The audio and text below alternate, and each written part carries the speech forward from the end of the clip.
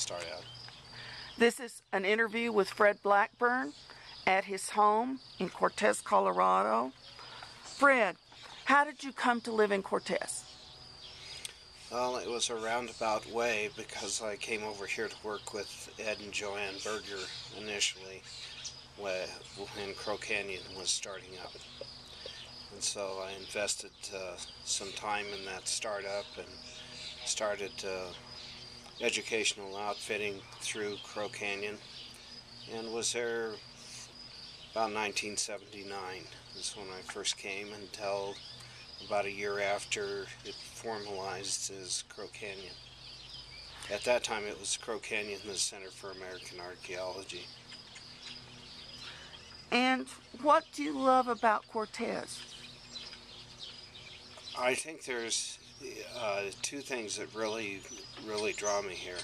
One, there's more than two things. One is the cultural aspects, both prehistoric and historic, and now. We have a very integrated and complex community of different individuals here. So the other part is I like the agricultural ability here to do it. The amount of water that we have had, I think that's going to change drastically. And a certain core of independent people, and that can be a good or bad thing. So I think those three things are, it beats living in a big city any day. Do you feel attached to Cortez?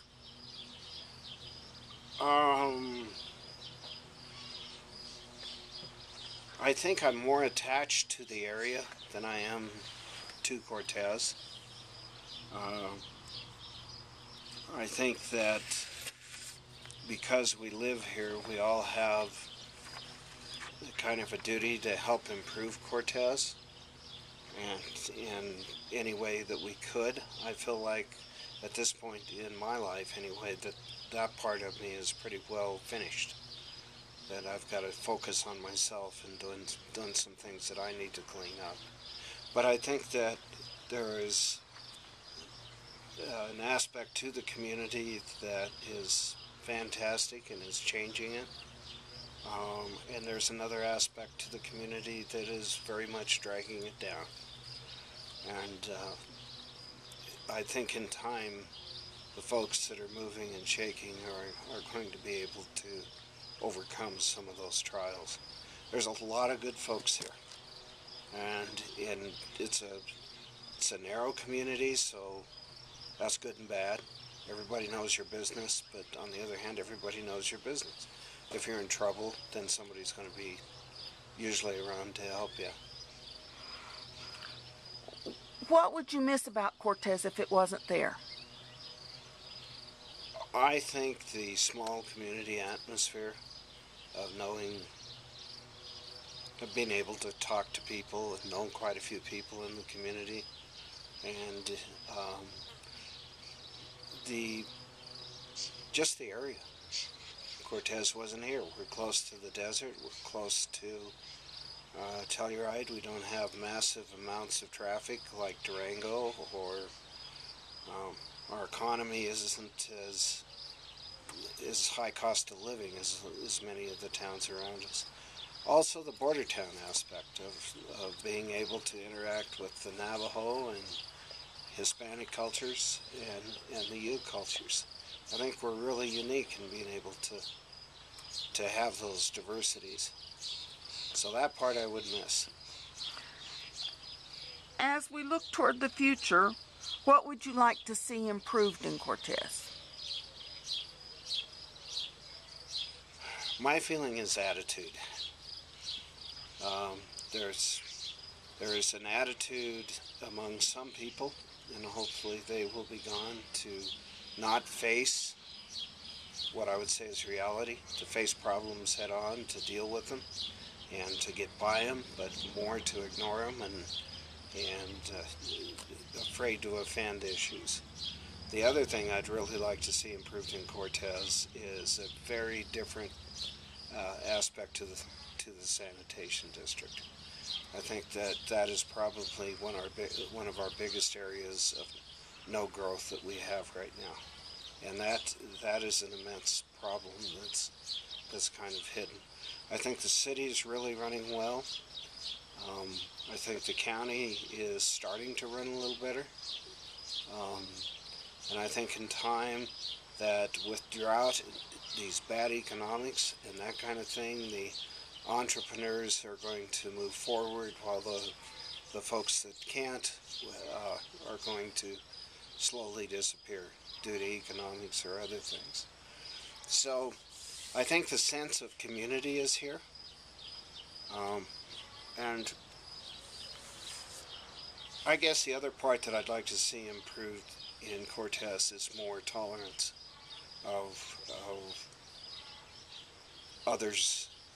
other thinking or other cultures, to involve the Native American and Spanish communities and Asian communities more in with the community. They're here, and they are an pretty incredible part of the infrastructure that we don't see.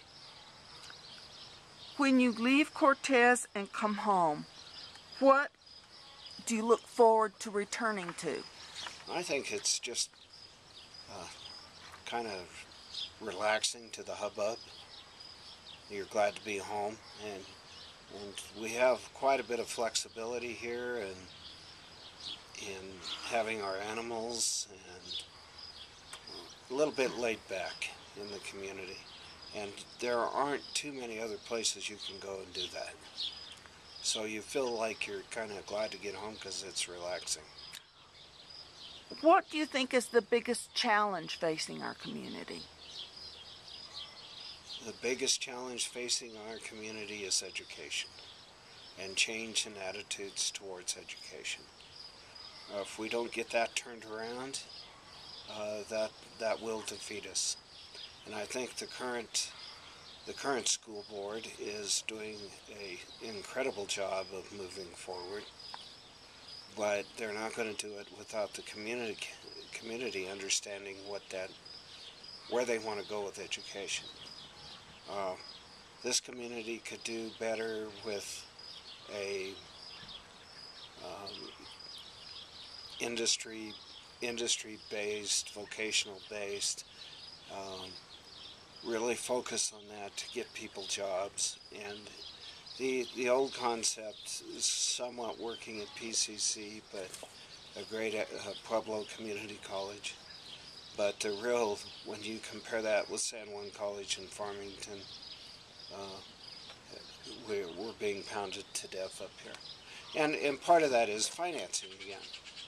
I mean, the San Juan College is definitely a better funded by the city and the state than what we have here for PCC. The other part is adding diversity to our educational needs. So that could be vocational, it could be very gifted and talented. The whole structure of education, not just here, is really in a state of flux. And we have a new building that's going to be in place. How are we going to instill pride in our teachers and our kids once that building's done, with our economics being so low-based? So if we wanted to really turn this community around and attract the kinds of families we want to have come here, we're going to have an educational system that works for all, and that means it can't be just one thing. And is there any other information that you'd like to share with us?